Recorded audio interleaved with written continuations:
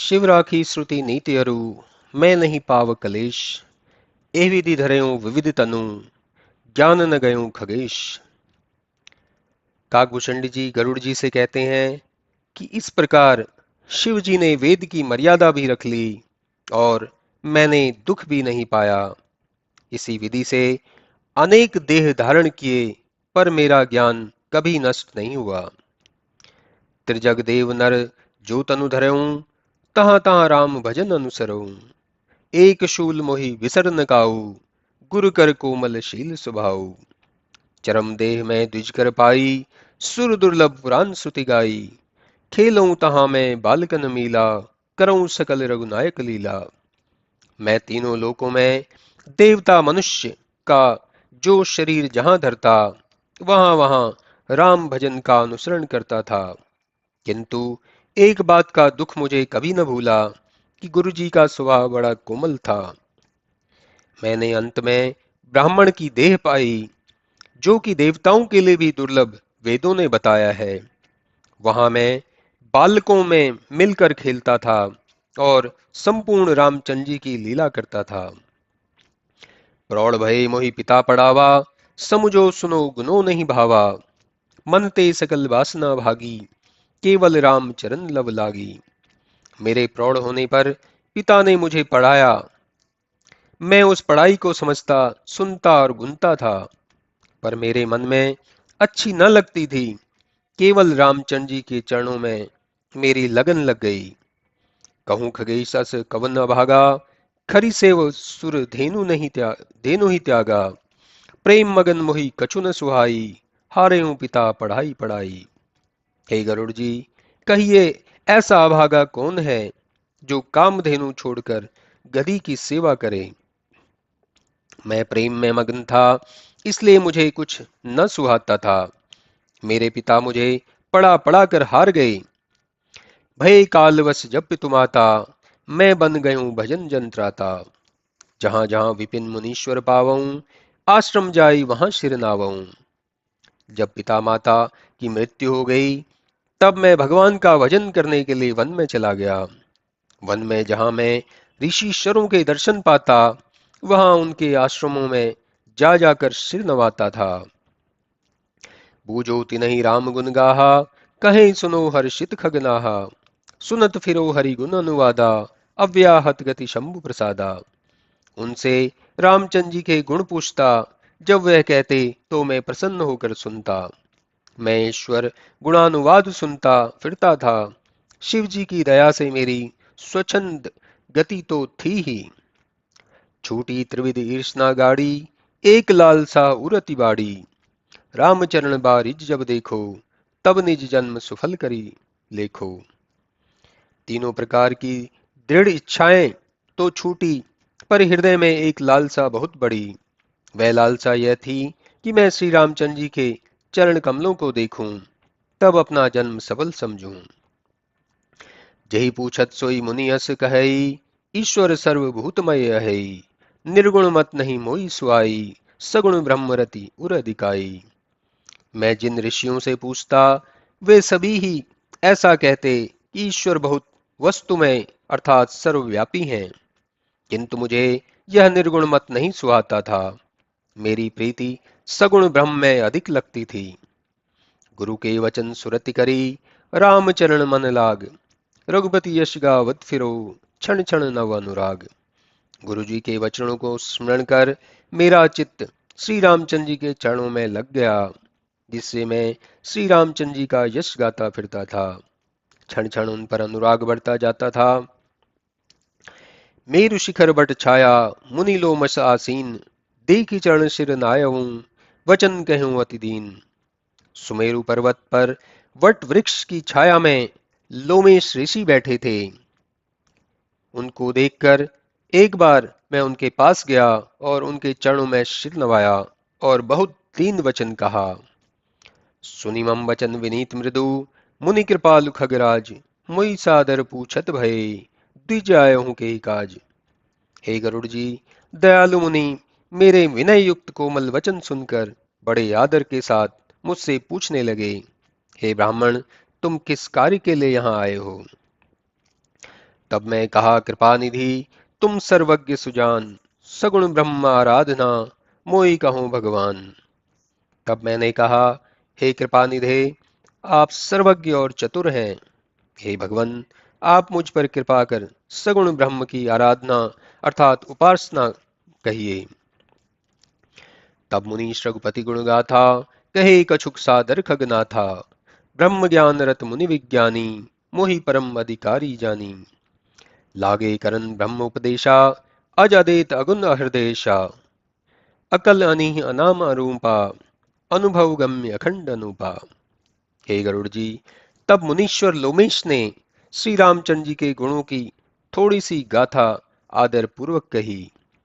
फिर ब्रह्म ज्ञान में लीन विज्ञानी मुनि लोमेश मुझे बहुत अच्छा अधिकारी जानकर मुझे ब्रह्म संबंधी उपदेश करने लगे कि ब्रह्मा अज अद्वैत निर्गुण हृदयों के स्वामी, अकल अनीह, नाम रहित, रूप रहित, अनुभव से जानने योग्य, अखंड और अनुपम है। मन गोतीत, अमल अविनाशी, निर्विकार निर्विधि सुख राशि। सोते ताहि तो ही नहीं वेदा, बारी विचि इव गावहीं वेदा। वह मन और इंद्रियों की पहुंच से बाहर, निर्मल विकार रहित और सुखों का ढेर है। ब्रह्मा और तुम में भेद उसी तरह नहीं जैसे पानी और लहर में नहीं है, ऐसा वेद गाते हैं। विविध भांति मुनि मोहि समझावा, निर्गुण मत मोहि हृदय न आवा। पुनि मैं कहूँ नाई पद शीशा, सगुण उपासन कहूँ मुनीषा। मुझे लोमेश मुनि ने अनेक प्रकार से समझाया, पर निर्गुण मत मेरे हृदय में नहीं आया। फिर मैंने मुनि के चरणों में प्रणाम कर कहा, हे मुनीश्वर, आप मुझसे सगुण उपासना कहिए। राम भगति जल मम मन मीना, किमि बिलगाई मुनीश प्रवीणा। सो उपदेश करऊं करिदाया, निज नयनन देखऊं रघुराया। रामचंद्र जी की भक्ति तो जल है और मेरा मन उसमें मछली है, तब मछली पानी से कैसे अलग हो सकती है। आप कृपा कर मुझे वह उपदेश दीजिए जिससे मैं रामचंद्र जी को अपनी आंखों से देखूं। हरिलोचन बिलो की अवदेशा, तब सुनी हूं निर्गुण उपदेशा। मुनि पुनि हरि कही हरि कथा अनुपा, खंडी सगुन मत अगुन निरूपा। अयोध्यानाथ को आंखों भर देखकर तब मैं निर्गुण उपदेश सुनूंगा। मुनीश्वर ने फिर अनुपम हरि कथा कही और सगुण ब्रह्म के मत का खंडन कर निर्गुण रूप का प्रतिपादन किया। तब मैं निर्गुण मत करी दूरी, सगुण निरूपहूं करी हठबूरी। उत्तर प्रति उत्तर मैं कीन्हा, मुनि तन भय क्रोध के चीन्हा। तब मैं निर्गुण मत को दूर कर बड़े हठ से सगुण मत का निरूपण करने लगा। इस प्रकार मैंने उत्तर प्रति उत्तर किए, जिससे मुनि के शरीर में क्रोध के चिन्ह प्रकट हो गए। सुनु प्रभु बहुत अवज्ञा की ये, उपज क्रोध ज्ञानियों के दिए। अति संघर्ष करे जो कोई, अनल प्रगट चंदन ते होई। हे प्रभु, बहुत अवज्ञा करने पर ज्ञानी के हृदय में भी क्रोध उत्पन्न हो जाता है, क्योंकि बहुत रगड़ करने पर चंदन से भी अग्नि प्रकट हो जाती है। बार बार सकोप मुनि करही निरूपण ज्ञान, मैं अपने मन बैठी तब करो विविध अनुमान। मुनि लोमश जी क्रोध के साथ बार बार ज्ञान का निरूपण करते थे और मैं बैठकर अपने मन में तरह तरह के अनुमान करता था। द्वैत बुद्धि बिनु क्रोध किमी, द्वैत की बिनु अज्ञान। माया वश परिछिन्न जड़, जीव की इस समान। द्वैत के बिना क्रोध कैसे आ सकता है, और द्वैत क्या बिना अज्ञान के हो सकता है। माया के अधीन भेद युक्त मूर्ख जीव क्या ईश्वर के समान हो सकता है। कबहों की दुख सब रह सब कर हित ताके, तेहि की दरिद्र परसमणि जाके। परद्रोही की होई निशंका, कामी पुनि की रही अकलंका। जो सबका हितकारी है, उसको क्या कभी दुख हो सकता है। जिसके पास पारसमणि है, उसे क्या दरिद्रता सता सकती है। परद्रोही क्या निशंक हो सकता है, क्या कामी निष्कलंक रहेगा। वंश की रह दिज अनहित कीन्हे, कर्म की होई स्वरूप नहीं चीन्हे, काहू सुमति की खल संग जामी, शुभ गति पावहीं परतीय गामी। ब्राह्मण का अनहित करने पर क्या वंश रह सकता है? स्वरूप पहचान लेने पर क्या कर्म रहेंगे? क्या दुष्ट के संग से अच्छी बुद्धि उपजती है? क्या पर स्त्रीगामी शुभ गति पा सकता है? भव की परहि परमारथ विंदक, सुखी की होई कबहु पर निंदक। राज की करे नीति बिनु जाने, अग की रहे हरिचरित बखाने। परमात्मा के जानने वाले क्या संसार के बंधन में पड़ सकते हैं? क्या परनिंदक सुखी होंगे? नीति जाने बिना क्या कोई राज्य कर सकता है? भगवान के चरित्र के वर्णन से क्या पाप रह सकता है? क्या बिना पवित्र पुण्य के यश होता है? क्या कोई बिना पाप के अपयश पाता है? जिस भगवान की भक्ति को महात्मा और पुराण गाते हैं, उसके समान क्या कुछ लाभ है? हे भाई, मनुष्य शरीर पाकर श्री रामचंद्र जी का भजन ना करे, इसके बराबर भी क्या कोई हानि है? चुगलखोरी के बराबर क्या और कुछ पाप है? क्या दया जैसा और कोई कर्म है? ए विधि अमित युक्ति मन गुनाऊं, मुनि उपदेश न सादर सुनाऊं। पुनि पुनि सगुण पक्ष में रोपा, तब मुनि बोले वचन सकोपा। इस प्रकार अनेक युक्तियां मन में सोचता था और मुनि का दिया उपदेश आदर पूर्वक नहीं सुनता था। जब मैंने बारंबार सगुण का ही समर्थन किया, तब मुनि क्रुद्ध हो बोले, मूढ़ परम सिख देव न मानसी, उत्तर प्रति उत्तर बहु आनसी। सत्य वचन विश्वास न करही, बायस इव सब ही ते डरही। अरे मूर्ख, मैं अच्छी सीख देता हूं, पर तू उसे नहीं मानता।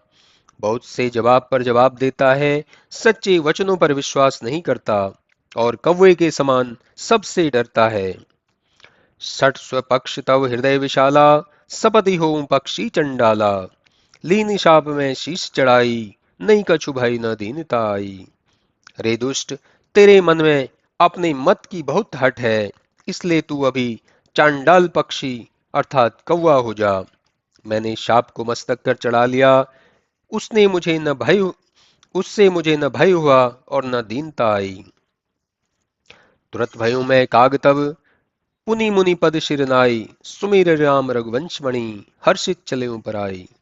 तब मैं तुरंत ही कौवा हो गया और मुनि के चरणों में बारंबार मस्तक नवाकर रघुवंश भूषण श्री रामचंद्र जी को स्मरण कर प्रसन्नता पूर्वक उड़कर वहां से चल दिया।